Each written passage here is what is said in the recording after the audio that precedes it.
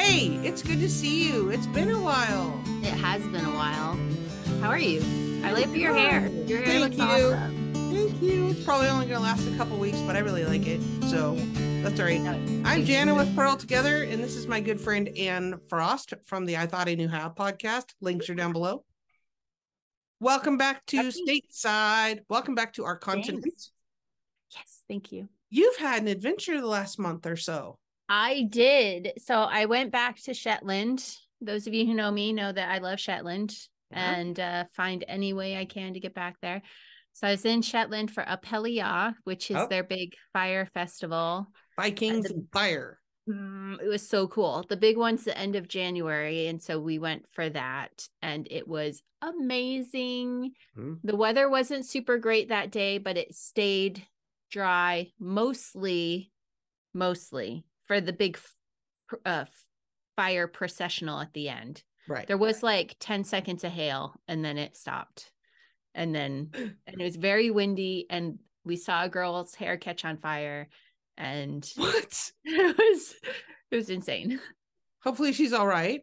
Yeah. So they walk with torches, right? Great big torches, and it was windy. So sparks were coming off the torches. And where we were, they process down and then they turn inward and process back. So there's 4 rows of men walking and women this year walking back and forth in front of us, and sparks are flying everywhere. And this woman had beautiful naturally curly hair, like past her shoulders, and she was watching, and she was like 3 people in front of us in the crowd, and the sparks came and landed on her hair and just started like embering through her hair. And I was like, her hair. And then her friend looks and like more sparks are landing and embering. And her friend's like, your hair's on fire. And so she had a hood. So she was able to put her hood up. That's smart. And watch the rest of it. But I'm like, oh, she's going to have to go to the hairdresser tomorrow because there was some damage done. But she was all right. It was amazing and fun. And then, so we were there for like 10 days. And then my husband came home.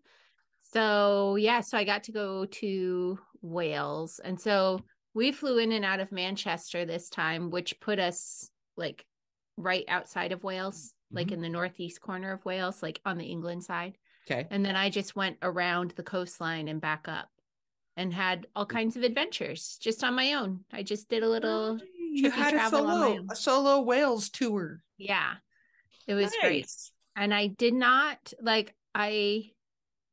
so the reason why I wanted to go on this trip to Wales was that when I was in college, I took a year off and I spent a semester at a high school on the south coast of Wales. But I went with $300, the equivalent of $300. It was unpaid.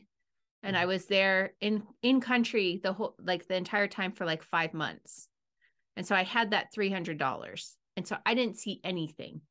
I saw the campus and I saw the town next door, and I made a few train trips to see some friends over by London, and that was it. So I have always wanted to go back. Right. So yes, I had a fantastic time, and I really was just, I did like 3 minutes of wool searching, before I left, because the point of this really wasn't a wool trip. It really was to like go see the country. Right. But wool found me, Jana. So much. It happens. So much wool. It happens. I have on my table here, I have all my wool ready for a show and tell. Show and tell. Let's have show and tell. Okay. So one thing I always do anytime I'm in the UK is I go to the charity shops, because there's so many people there who are still knitters. Yes. And rather like here we have like really big, like a town might have a Salvation Army or a Goodwill, maybe both if you're a big place. If you're a city, you'd have multiple. Right. But like I feel like most towns in the UK have multiple thrift shops because they're run by different charities, and so they're smaller. But anyway, I feel like I end up with more possibilities as a result. Sure. So I found some really awesome thrift wool while I was there. The first one I found was this one. Let me get that out. This mystery cone. that Wow. I picked up, and I was like, I'm pretty sure that's wool. Like, it feels like a nice wool. Huh? It smelled a little sheepy, but I wasn't sure. And then I looked inside, and the little label there says scoured, and I was like, sold. So pick this up. It was like 2 pounds or something. 2 pounds 50. So like 325 for And this much yeah, wow. fingering weight. Heck yeah. So that was a wonderful find. I found these little suckers here. I have, where's the other one? There's another one in red. So I have 2 in each color that are like old from a mill, Yeah. and they're singles. So I have like 2 of each of And you these. think I those don't are know. wool also? These are definitely wool. They feel like wool. These are a strong wool. And you've So done the these are burn going to go test? into something householdy, Okay. Yeah. And then and then I was in another one, Jana, and I found 14 balls of Shasha yarn, Ooh. Cha-cha. which it's Beefy 2 is the name of the yarn. And it's 62% mohair, 30% wool, 8% nylon. And given the amount, I think someone in maybe like the late 80s was planning on a daring little mohair cardigan or something. A foofy mohair crop top, maybe? Could be, Yeah. So that's not necessarily my style. So I have cast it on though, and I am making a tree skirt with it. There you go. I'm doing it like a wedge, like a wedge dishcloth or a Yeah. wedge Yeah. doily. So I found an edging pattern I liked, and Yeah. I'm just doing the wedge with the edging on the top, on the Cool. side. That's So cool. had a few false starts with this because I wanted to use 8s and I didn't have any 8s on me, but I found some vintage nylon ones in one of the shops. So I bought those and they immediately broke. Oh, Well, I was like this far in yeah. and they broke. And I was like, they were too vintage. Too vintage. So I did get I found a DPN I could use. And then I got almost to the end of the first wedge and I realized it was making it too big. I was going to run out of yarn. So I had to start over. This is the third go. I think I'm good. It's a process. It happens. It's a process. When you're designing your own thing, it's a process. Of course. So those were my awesome thrift finds, right?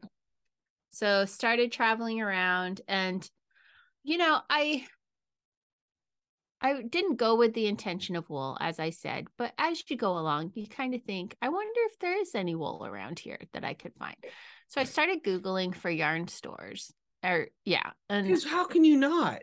How could you not? And so the first 3 that I stepped foot in were all acrylic. Everything was acrylic. And I was like, why is this happening? We're in Wales. I don't understand. There are sheep here. There are lots of sheep. I mean, a lot of the sheep, a lot of the wool there is strong wool. So not necessarily something you'd want to knit with. But there's definitely lots of flocks there too that are softer wools. And so I was very confused by this. So anyway, carrying on. I got to the Pembrokeshire area on the West Coast. And that's where a lot of the mills were operating back in the day. And there's still some that exist today. So one of them, I'm going to try and say it, and I'm not going to say it right. Melin Tregwynt. I'm pretty sure that was wrong. So they still have machines weaving woolen blankets. Oh. The traditional wool blankets from there are double knit. So you have the pattern in reverse on opposite sides of one another. Sure. Yeah. And the ones being made now, rightly so, are very expensive. And I had already done some shopping I will show in a moment. So I was like, I can't justify buying another blanket at this price right now. Right. But they did have like little things made out of it. That's neat. So that's lovely. I got a little woolly purse. And I got like 1/2 this size for my daughter in yellow. But anyway, so there's this other mill there still making blankets called Tweedmill. And they have 2 different kind of blankets they make. And you see these everywhere you go. So any like gift beautiful. shop, castle kind of place, they have these wool blankets, right? Wow. And they're very soft. Like they've been what's it called? Picked after. So they're woven. Okay. They're washed, so they're very lightly felted, and then they like Fluff. Somehow it's fluff. they fluff them up a little bit. So you could like, I could sew this into something and wear it against my skin if I wanted to. Wow. You know, so these are lovely, and they're like, the price varied for the same exact thing depending on where you were, but it was somewhere in like the 40 to 50 pound range, which I thought was really reasonable for a wool blanket. Yeah. Yeah. And then they also have this other kind they do for under 25 pounds, which they just use their mill ends of different colors. Yeah, that's really neat, make. though. Yeah, with the Isn't little that hint smart? of, So yeah, the little hint yeah. of burgundy in there. Yeah. So you have like yellow and burgundy, and it's just like, you know, they just keep the looms going and whatever they have left over, and they just make little thing, and it's just fringed all the way around. Yeah, that's neat. And 25 pounds for a wool blanket. Heck yeah. For sure. So you see these a lot of places too. So that was really cool to get to, but the again, I have to look at the word. Melin Tregwynt mill is one where they have it set up with like protected pathways through the mill. So I was there on a Sunday, so it wasn't actually running, but normally you can just like be in where they're doing the weaving and like ask questions, check it out. And have a little watch tour. the process. Yeah. So there's another place called the National Woolen Museum where they have it set up. It is an old wool mill that they have with the old machinery still there. And you can walk through and, you know, see things, and they have little placards and stuff. And there was someone there designing, and there was someone, I can't remember, there was another person there working too, who was doing something. And I don't remember what it was. But that's when I found my first Welsh wool, which is from Cumbrian wool. And it's just like a DK. Yeah. And it says it's all from Welsh flocks. And they have great colors. I also have this purple color too. Wow, that's beautiful. So I grabbed some of these, and again, like totally could wear it against your skin. You'd be fine. Yeah. And it has a nice sheen to it. I don't know if you're getting, it's not like super sheeny, but it's got a bit of a shine to it. And there's way more colors in this. That's just what I grabbed. So I grabbed like 4 of those at that point, because I was like, okay, I'm finding wool. I'll find more. That'll be great. And then I didn't find more for a long time, like 4 or 5 days. And I was like, maybe I should have bought more. But I was in Cardigan, which, like, how great is that name? Right. Right. So Cardigan does have a castle that at one point was totally ruinous, and a rich fellow bought it and built himself a house inside of it, and then like built up the walls and stuff.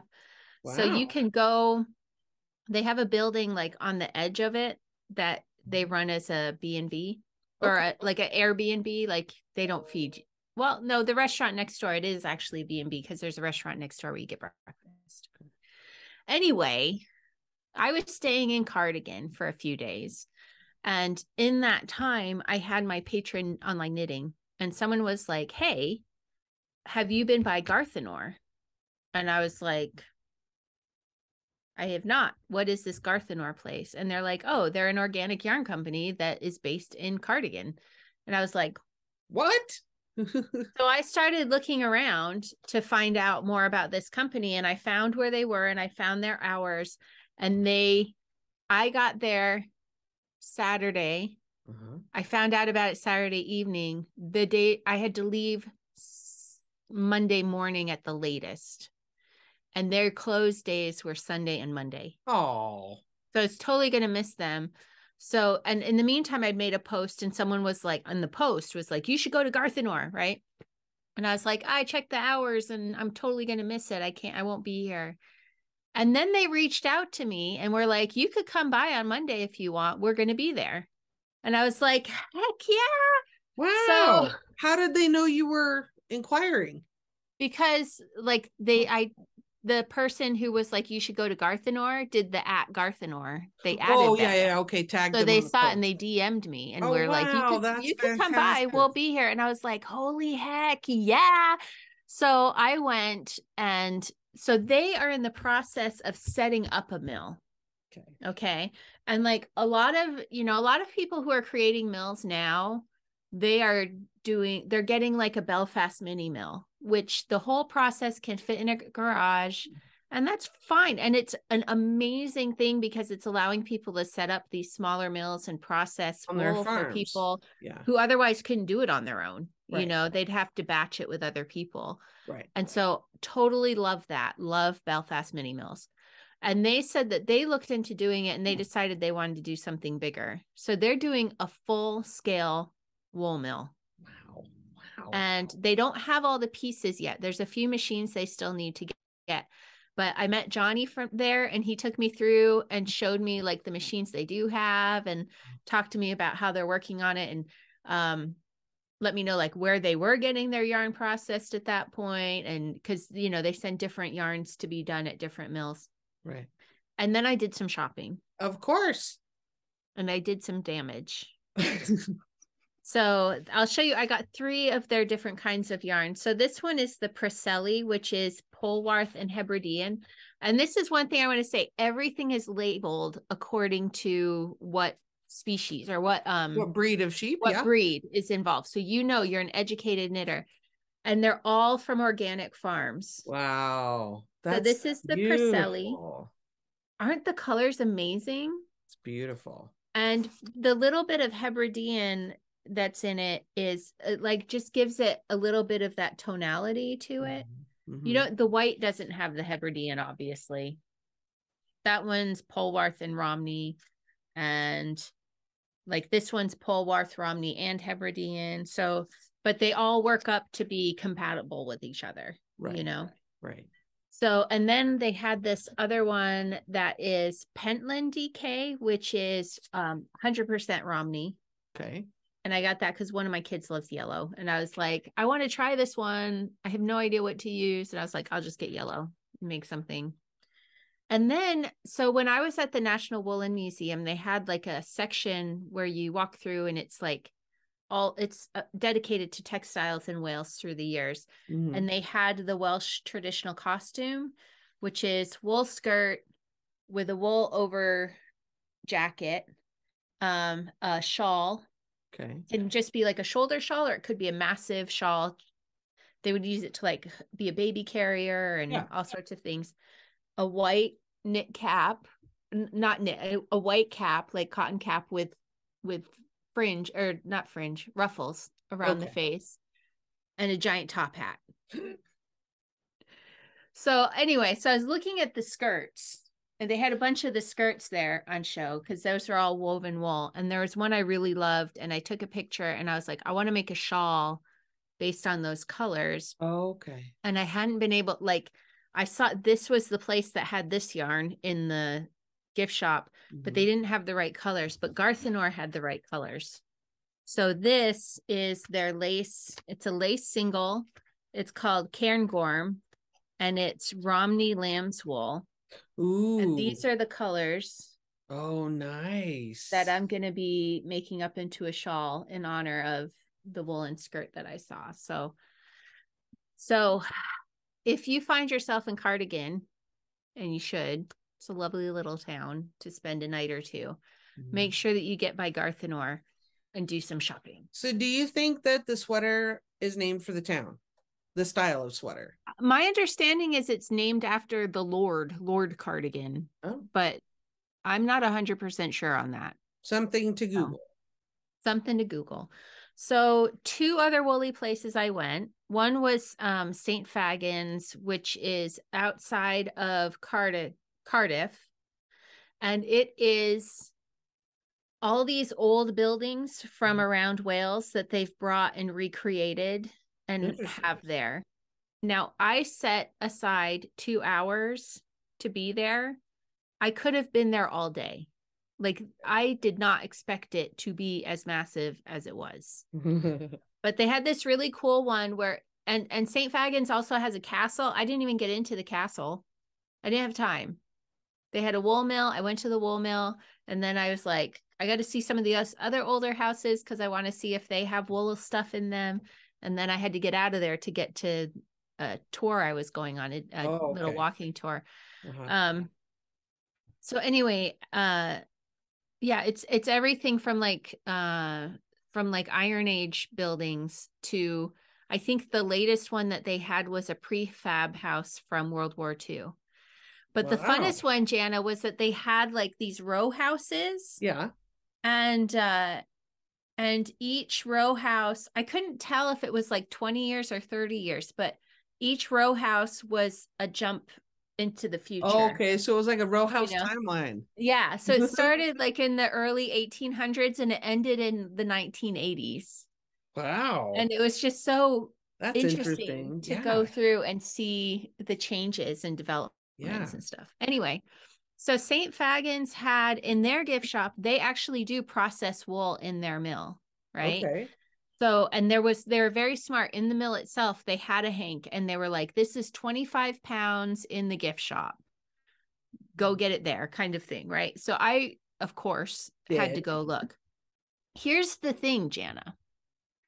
No matter what the size of the hank of yarn, it was 25 pounds. So they had ones that were this size, and they had ones that were all three of these together size. So guess which one I bought? Well, yeah. I bought the one that was all these three all together. And when I was like, oh, when they were wound together, I was like, oh, that has some really interesting tonality to it. And then when I opened it up, I realized, no, it's actually three different hanks, and one of them's a slightly different color. Right. And that's probably why they were bundled together. It could have been an end or. Right. But that's like they lot. could have bundled this one as 25. Yeah, that's a lot. I was like, who bundled these? I don't understand. But it's heaps for 20. And it's like you can still, so I would wear it as an outer garment. Uh-huh. Do you know what it is? Do you know what breed it is? No, it's just wool. They just process wool there. Okay. So it's like wool, you know? Yeah. So, but they still weave in that mill too. They have all the machinery. It looked like they didn't quite have room for it all in that one though. So it looked like some of it would be in operation for a while and then others would be in operation. Mm-hmm. Anyway, then last place, I swear. And then I'll let you talk, poor Jana. No, that's fine. It's interesting. Very excited. I'm very excited for my show and tell, right? Yes. So then there's a woman named Rosamund Black, and I have an interview with her that will come out in my next episode. Podcast episode. Okay. Yep. She is setting up the Welsh Textile Museum. And she and her husband bought an old school. And one room of it is like space for classes, a little art gallery, gift shoppy, cafe kind of place. Right. And then there's two other classrooms that they have set up like a museum. Mm-hmm. And it's the Welsh costume. They have the clogs that people wore. They have the weaving. It's amazing how much that they were able to fit in to this. And it's beautifully done. And Rosamund is really smart. Like she is just so interested. And you can tell she's really been like, this has been the work of her life. Yeah. To do she's this really passionate about it. Yeah. So I'm really excited to bring that interview, but of course she had stuff for sale too. So I couldn't resist one more blanket. Ooh, wow. So this is from the flock of a woman named Leslie Wickham. And I am totally about to butcher the name of her farm or her wool. It's Cwmchwefru Wool. That's wrong, but it's spelled in Welsh with like W's and things. And maybe you could just send me the link. I'll spell it out for you. I'll send you a spell out or a link to their Instagram. So she has a mixed flock, but so she has her yarn processed, separately, but then she has someone who will do the weaving for her. Wow. And this, I just couldn't pass this up. It was just beautiful. So lovely with all the naturals. Mm-hmm. And that was my wool tour that didn't start as a wool tour around Wales. I was back up to Manchester the day after that and off again. So yeah. That's my woolly show and tell. Except for the sweater you're wearing. You knitted on that while you were gone too. I did. I worked on this a little bit while I was in Wales, but for the most part, yeah, this was like before and after. So this is the Ripples cardigan. I don't know how I'm going to show it, Jana, because it's, see? Yeah, cool. So this is the Ripples cardigan. We're about to start a knit along for that on the channel, and it's designed by Hilly Vandersloos. Yep. And I can't pronounce her last name the way that she does it. She was very forgiving about that because I had a podcast interview with her that will be coming up as well. Oh, excellent. Yeah, but you've knitted this in the traditional kit colors from Iredale. Yep. Huh? This is and how we have different colors available. So because when I first started thinking about doing this is when they were having the Royal Mail snafu. Yeah. So I sourced out I found a local meaning an American mill option. Right. So we have kits for that available that I'll put in the video description down below. And my kit just came FedEx while I stopped the recording because we were talking. I'm like, oh, my kit's here. FedEx is here. So, but before we get to that, because I'm also finishing my row here, before we get to that, do you have any suggestions or tips that you would say about the sweater? So I definitely think you should swatch. Oh, we're going to have a whole video about that. I know I'm just throwing my strength behind that. I do think you should swatch, especially if you're doing it with the original yarn. You will be knitting it at a gauge larger than what is normal for the yarn. Right. So you want to make sure that as you're sort of upsizing, you're getting the fabric that is intended. If you're used to using a fingering weight Shetland, you're used to probably knitting it at a thicker or a denser tension than what you are. But you can see this is a very like flowy, kind of drapey knit. Mm-hmm. So definitely be sure to swatch and make sure that you're getting the right drape that you want. Mm-hmm. Secondly, this is intended to be a boxy sweater. You can see how much I think we have like 9 inches of ease or something that I knit it to. It's meant to be boxy, and have some room, a throw over kind of sweater.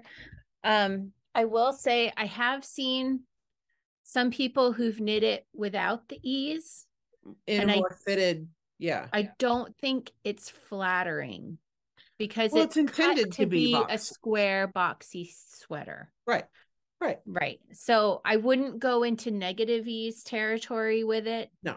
I would make sure that you're taking your biggest measurement and making sure you have some ease on that. So for me, that was actually my hips.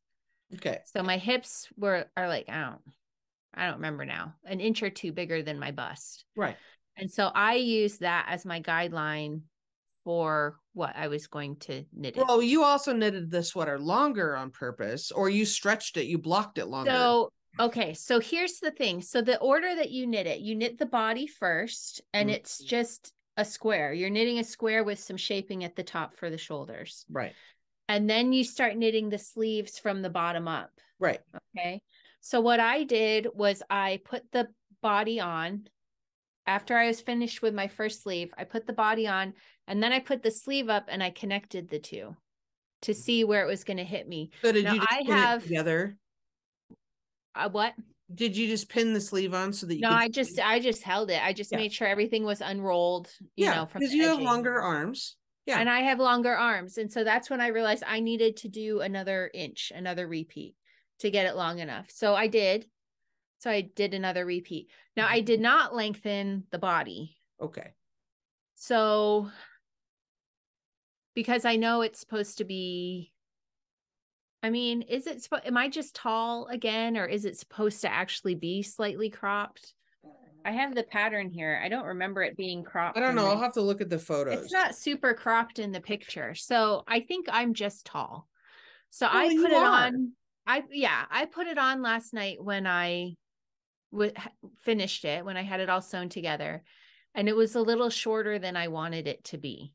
So when I blocked it, I have a Shetland blocking board that is the form you can put it on. I just pulled down an extra 3 inches. So you vertically blocked it pretty aggressively. I blocked it aggressively vertically. Yeah. And so now it hits more where I want it to hit, which is like just past the mid hip. Okay. Is where I like it to be. I will say I was swatching. Now, the yarn, we've talked about this in the podcast with Rebecca last week, but I'll say it again if people missed that. I swatched first with Brown Sheep Company's Nature Spun fingering, because I have like cones of that, right? I had options for colors. Yeah. So I swatched with that, with the recommended needle size, as well as other. I mean, I did an extensive swatch. Well, I'll show you. And this is not in the proper color, but it's what I had on hand. Okay. That wasn't a cone that I could, it wasn't a cone. I could just knit it from a ball. So I just grabbed, but it's, regardless of the color. So, but you can see I swatched several different. So this was a needle size. Then I just did a row of purl. Then here's another needle size, row of purl, and another needle size. When I got to, and then I washed it, I soaked it and blocked it. I felt like this was a very loose and airy, and I didn't even come close to gauge. Okay. I'm still, even on the largest size, I'm still not close to gauge, but it's very drapey and loose and kind of holey, like you can definitely see a lot of air through there. So when I first put this on, I had a black bra on and I had to go change. Because it does knit up very thin, and you could see the line of the bra. So I had to go change. Right. Yeah. And that's not very loose. Right. And I didn't care for that. And so but also Nature Spun fingering is a very light fingering. It just is a very light fingering. Yeah. So then I ordered 1 ball of the Nature Spun Sport and swatched that and was much more happy. Their sport weight, I feel like, is more a lighter sport weight or a heavy fingering. And I was just happier with that. And so that's what we chose to build the kits from, the sport. And there's 3 different color combinations of there's one that's very close to the original colors.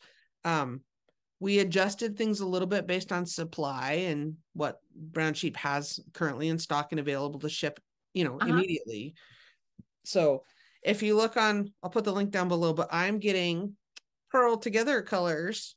Nice. Of course. So my main color, see, FedEx just came.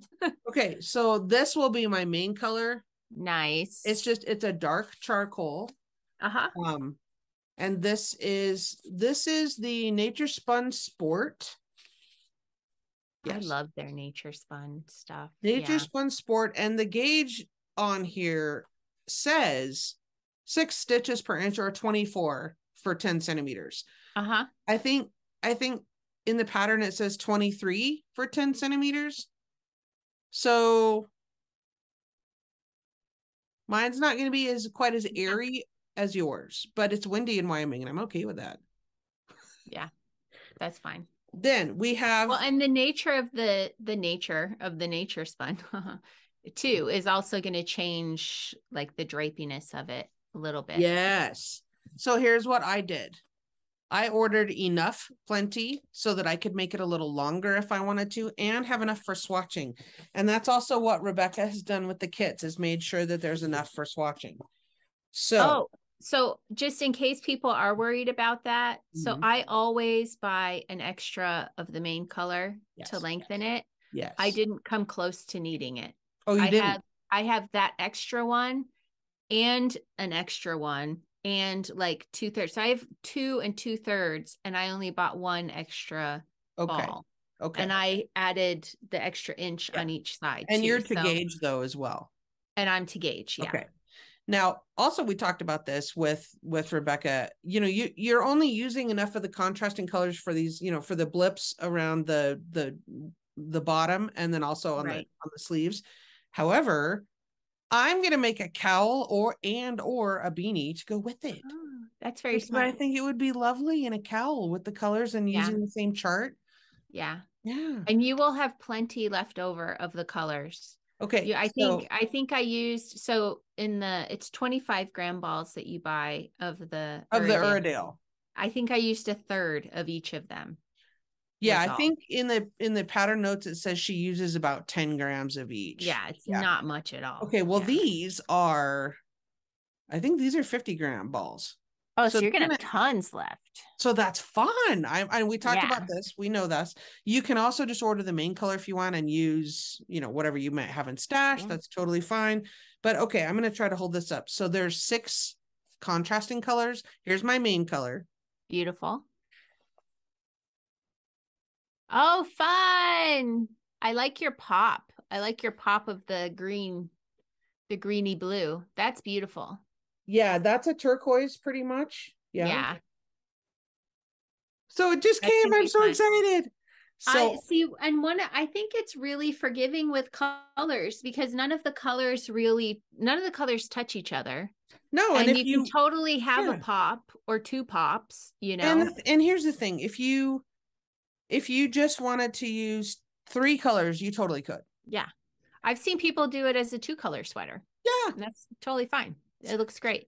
But I'm excited now because, like we talked about, I don't know if you did this. I'm totally going to do this to make sure. But because you start off with the bottom of the sweater in the round and then you do the front and back and forth, I'm swatching both ways. Okay. Because when you add in the color, your tension might change. I know several people whose tension is different between knitting around and knitting back and forth because of the purling, right? So we're going to do a speed swatch in the round and then also a back and forth. And I'm going to add the color in because I have plenty and because I want to make sure. And because I want to see in what order I want the colors to go. Right. Yeah. So we have an opportunity to get to know our yarn and build a relationship. Perfect. Yeah, that's brilliant. If you wanted to even, like you could do wrist warm, like you are going to have plenty of yarn, Jana. If you wanted to swatch as wrist warmers or something, even just like a short one or a long one or whatever. Just I don't tend to wear them. I would make actual fingerless mitts if I was going to do that. You could, but I could. Yeah. Or a hat. Or a hat. Or start with your cowl. Use your hat as one swatch. Use the cowl as another swatch. Yeah, you could knit your cowl back and forth and then just seam it together. Yeah. But I have a question for you because one of our mutual friends was talking about the knit along and she was saying you're running it as a sweater along. I am running it as a sweater along. Okay. So here's how that's going to work. Not when we had our vote on our patron, the Purl Together patron website, which is patreon.com/Purl Together, shameless plug. I put up a poll for the patrons and I had like 4 different patterns. And the thing is, if people don't care for that boxy cut, a lot of people don't. That's totally okay. If you want knit a different sweater, but still participate in the knit along, I'm going to have general sweater along categories. So we're all going to cast on Friday, March 17th. Happy St. Patrick's Day. So there'll be a thread for cast on and there'll be like random little prizes for a cast on day. And then we're going to have whatever categories I come up with, funniest pet photo, work in progress photo, places I knit, places you take your knitting, things like that. So if you're not knitting the Ripples pattern, it's okay. Cast on whatever sweater you want to cast on Friday. See what I mean? Okay, I love that because it's inclusive. We want everyone to knit a sweater. I've already knit the Ripples, but I think I want to play along because I have tons of sweater worths amounts of yarn. So I would love to do that as well. So okay, so I'm gonna wrote it down. I will have this going on probably on Instagram as well as Ravelry both. Okay. So because not everybody's on Ravelry and not everybody likes to be on Ravelry for lots of reasons. Whatever. Yeah. But we'll have hashtags. So what I'll do is set up a post on Instagram as well, where it will show all the hashtags so that I can see them. And then we might have little prizes for Instagram and little prizes for Ravelry. Okay, cool. Because Ravelry is easier for me to have like threaded responses, but Instagram has more people on it, I think. So yeah, we'll do both. Why not? Yeah, cool. Fun. Very cool. So it could be a sweater along. So if you have category suggestions, let me know. Like we'll have, Awesome. Sleeve Island. And how tropical is that in crappy Wyoming February, March? Seriously, March is when sometimes we get dumped. Spring snowstorms are sometimes serious. We had spring before last, we had 30 inches in March. I know. In one storm, 30 inches. Yeah, that's crazy pants. Crazy. Yeah, we're into second winter here. Yeah. So a few weeks ago, it was warmed up, beautiful. We had a 60-degree day. Yeah. And then it was like hard freeze again. And we got snow the other day, and we have like 6 inches coming tonight into tomorrow. And again, because my husband has left the country, so we get tons of snow. Yeah. But you're back. Yay. Yay. So one more question. When is your end date? Oh, I don't know yet. Huh. I need to think about that. I think it will be May 1st or April 30th. So 6 weeks-ish, a 6-week sweater knit along-ish. Okay, cool. Because I have a next knit along planned after that I can't really talk about at the moment. But it's going to be more like in Wyoming, May is not summer. May is still spring for me because we can't even plant the garden until late May. So I still think of May as spring. So it's still going to be a spring thing. Yeah. So I have a little knit along coming up. Yay. Just a little one. Yeah. Tell us. And it's going to start in a couple of weeks. And you can just watch my Instagram for that. I thought I knew how. And it's just a sort of a fun little one. And it's going to be your senior skein. Your senior skein. So your job is to get into your stash and find your oldest yarn that you have in your stash and figure out something to knit with it. And it's not like it can be a hat, it can be a cowl, it can be a sweater. But the goal is to find, because we love these yarns, right? We love these yarns. We bought it for a reason. Get in there, find your oldest one, and we're gonna knit it up together. And it's gonna be the senior skein knit along. So more details will come on that.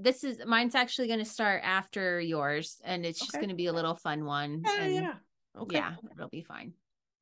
So watch for that on Instagram. Lots of knit alongs coming up. I'm excited. I am definitely going to cast on something for the sweater along. Yes. Because I have too many. Sweater along. I keep thinking you're saying that I'm saying whenever anyone says sweater along, I keep thinking sweat along. Like sweat with the oldies. Me and Richard Simmons. We're going to be working out, knitting at the same time. It's going to be epic. Okay, yeah. So it is the Ripples KAL. However, because that's what I'm doing the tutorials for, but I'm going to make it very clear on the thread on Ravelry that here is the categories, here are the benchmarks for progress, and here's the little random drawing prizes, and pick what you want, pick the pattern you want. I'm doing the ripples, so it's called the Ripples Knit Along, but I want you to, do you know what you might do? Well, see, I'm sitting here like listening to you and running through the different ones that I have in your queue and try to figure out like which one I could finish in that time, because I actually leave for the Shetland tours before this is going to be done. So I'm like, what can I get done in like 4 weeks instead of 6 weeks? Mid-April. Or like, I think that's right. That's why you can't come to Yarn Fest. Okay. Yeah. So, but I do have a DK weight one designed by Elizabeth Johnston that is lace. It's a lace cardigan. And I'm like, that would be a quick enough knit. I probably could knit that. And I have seen that one in person because she taught one of our classes last year and she brought a lot of like show and tell things. And it hit me like here. Well, I think you're quite a lot taller than Elizabeth Johnston. I am quite a bit taller than Elizabeth. So I like, okay, even if I lengthen it, it might still end up a bit of a crop, but I did buy extra yarn when I bought it. So I think I'll start with the sleeves, make sure the sleeves are, well, she does do this one. I'm thinking of, it's in the Wool Week annual, not for this year, but the year before. Okay. And she gave short sleeve and long sleeve. She gave fingering and DK. patterns. Like she very went nice.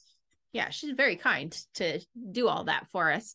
So I'm thinking maybe that will be the one that I cast on. Okay, I have one show and tell thing. Okay, please tell. Okay, I have to gather this up because I was in the middle of a row, but that's okay. I got all excited. Okay, remember my habitation? Habitation Throw. Yes, you told me, but you didn't show me yet. Yeah. Okay, I'm on the very last mini skein. Amazing. So I have to gather here. Because it is now a beast, I'm sure. It's kind of large, yeah. So I'm on the last bit here. But look, it's so beautiful. Oh, I'm so glad that you had your daughter like pick the colors she want and organize them. I think that came out really well. It's nice. That's really beautiful. So yeah, I'm on the last mini. I just was winding that earlier. This is the last mini. I hope I don't have to go find another one to finish this off, to get down to the correct number of stitches. We'll see. If I need to find something, I will. I'm sure I have a whole pile of minis. I'm sure if I need one more, I can work it out. Yeah. So that's fun. I've been doing that. And then I'm doing my sock classes. So that's been a lot of fun. I've got this one on the go for my husband. Nice. That's the second one. I have this one I'm doing in a different class, another session. This is for me. That's fun. That's for me. So that's you didn't use two different colors. Okay, it is two different colors. This is the mini. I just chose to do the stripe with the mini. And cute. I'm about to start the heel. Okay, that's cute. I like the stripes around the toe. I just chose to do that just because I like it. But the main yarn, this is from Chicken Coop Dye Works, my friend Carol from Chicken Coop Dye Works. The mini is from her as well. Yeah. Can I ask you a question about your stripy socks? Yeah. So, I mean, obviously, when you wear that, you don't want it. I did it here too. Okay. So do you just do duplicate stitch to weave it in? How do you feel it? Your stripes, because you have to weave in the ends of your stripes and it's there on your toes. No, I just carried it up the side. Okay. So, look. So I have the initial toe bit and I wove that in regularly. Okay. And then when I did the stripe thing, I can't even tell. You can't even carry it up the side, and then you're just doing like you can short see it's carried up weave-ins. the size of it. It's only 4 rows or 2 rows, as it were. And you don't feel the little. It's not like a manufactured one where you have like the seam. No, and it rubs and is awful. No, okay, good. Good to know. Yeah, no. I like those too. Those are cute. These are DK. Yeah. Nice. And these are pretty stretched out right now because I've been like yanking on it. We were talking in the class about the heel diagonal and yeah. So these were just sitting on my desk because I was yakking about them. In the class. So yeah. Perfect. Anyway, so I have a mess on my desk as well. Yeah. We're talking about all the wool. Yeah. No, my work table is just like this deep with. So I'm excited about the swatching and awesome. Also the yarn from Brown Sheep is moth proofed. Yeah, they treat it. So it has. I'm not sure how they do that, but they also recycle a lot of their water in their process. So you can read all about that. Brown Sheep Company is in Nebraska. It's only like an hour and 20 minutes from me. That's so crazy. And they have like a factory second store. So when I go over there, show me some of your finds from there. It's awesome. Well, that's where I got the cones too that are up there. Nice. So cast on is March 17th. That's exciting. I wrote it down. Yeah. I wrote it down. Okay. All right. Thanks for joining me again. It's good to see you. Yeah, good to see you too. It's been a month. Let's do it again next month. Okay. Before you go to Shetland, we will. Oh yeah. It's coming up. It's gonna be awesome. Okay.